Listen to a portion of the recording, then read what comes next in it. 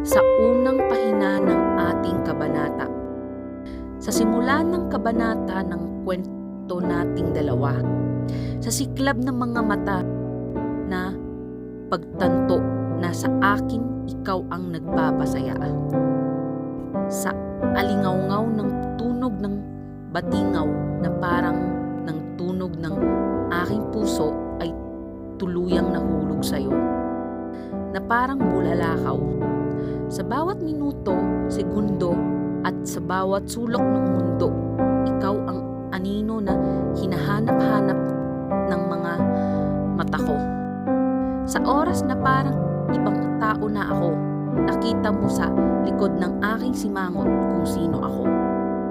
Sa patuloy ng kabanata ng ating kwento, hindi ko man maibalik ang nasayang na oras, pero ako'y nagsisisi sa mga bagay na lumipas, mga bagay na nasabi at sa'yo'y naiparanas.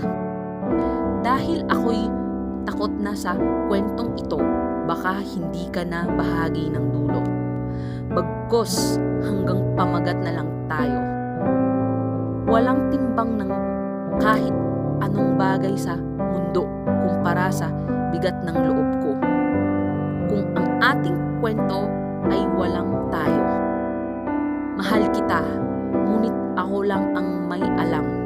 Pero sa pagkakataong ito, ako ang manunulat sa sariling nararamdaman. Dahil ang love story natin ay iba sa iba. Walang bida, walang kontrabida, walang natalo at walang nanalo.